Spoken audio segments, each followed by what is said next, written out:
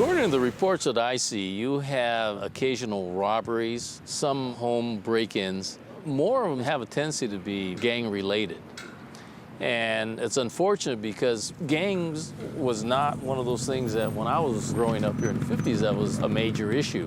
Murder was most unusual. I remember in the 60s, we wouldn't lock the car doors. Of course, I think those type of things changed in the 70s when our society just became more sophisticated. The gangs, what few of them there were in the 60s, they used to go behind the old Taco Bell and fight with chains and knives. They never carried firearms, never shot each other. They cut each other, beat each other up with chains, but they didn't use firearms. So we were safer then. Like nowadays, people drive by and shoot into a building, aiming at somebody and hit some poor kid. It happens all the time. At the time, it was all just, you're in my neighborhood, you know. If you're not from my neighborhood, then you don't belong here. Locals only. And then it just got worse and worse. You know, somebody got killed, and they just go back and forth. The gang members of today, they kind of revere them old guys, you know, like, you know, they're gods or something. So they're quite well respected among their peers and their counterparts of today. But their counterparts of today are much more violent and do more harm to the general public than the gangs of yesterday. Well, I am aware that there is a gang problem here. I mean, you see taggings on the freeway, on the highway, on the walls of some buildings before the city can get to them to paint over them. But I don't think that the problem here is any greater than any other community of the same socioeconomic level. We have two major gangs in Gardena. One is a Shotgun Crips, which controls the north end of our city.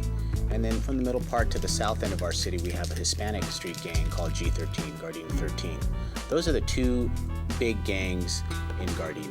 Gardena 13 is a little bit more pushed out of our area. It's not as predominant in the Gardena city limits, but they are in the LA strip of Gardena, which is east of Vermont. Is there an apartment number? This is a lot of where the Gardena 13 guys live. Even if it doesn't specify a unit number. A lot of them live like in these apartments right here. They kind of congregate along this block here. This whole area is I would say it's kind of like the heart of where the majority of them are living right now. Gang members are identified a lot of different ways. Obviously, you know, if they self-admit, that's one great way of identifying me. Are you a gang member? Yeah, I am. Okay, well, you're a gang member. You self-admitted that. You know, a lot of times clothing, although that's not as apparent anymore, people don't dress down like they used to as, you know, dressing the part of a gang member. It's common between the Hispanics and the blacks. They both wear green. They call it Gardena green. That's from the high school. The high school colors are green. They have green in their colors. Most of the tattoos say G13 in one form or fashion. That can be written out in a lot of different ways. It can be with the letter G and, you know, the numbers 1, 3, G13. It could be Roman numerals. It could be, you know, Sewer 13, that's South 13. That's not necessarily identifying them as a G13er, but, you know, that's involving them in the South gang lines. Is there an apartment number?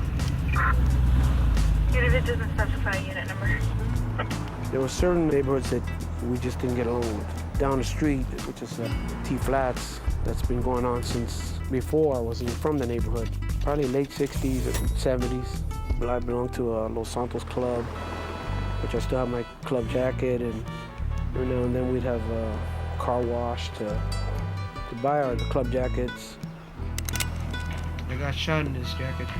This is the name of our club, and we wanted to put something on the back, and the main hangout for so many years, since the 60s, was Gardena Boulevard in Ainsworth.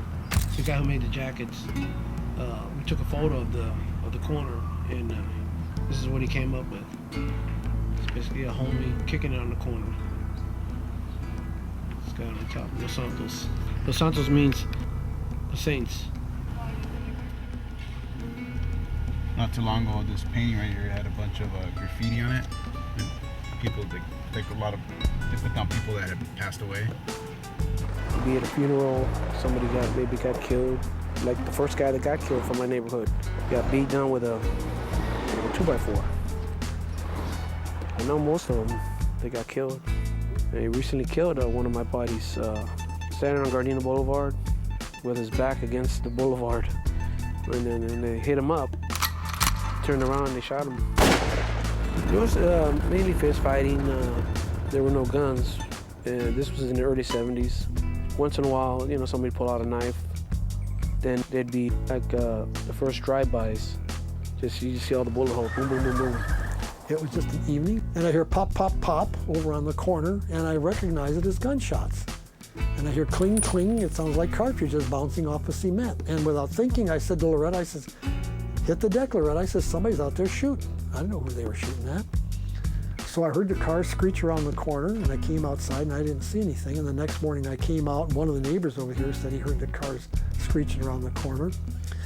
And I was looking around out in front of the house, and I see a couple of cartridges laying on the front lawn by the sidewalk, and I look at the stucco real carefully by the window, and there's a chip of concrete, chip of stucco, right just a couple of inches below the window ledge. And we had been walking through the living room. That bullet could have come through the glass and got one of us. So it was a drive-by. They didn't care. They didn't care who got shot.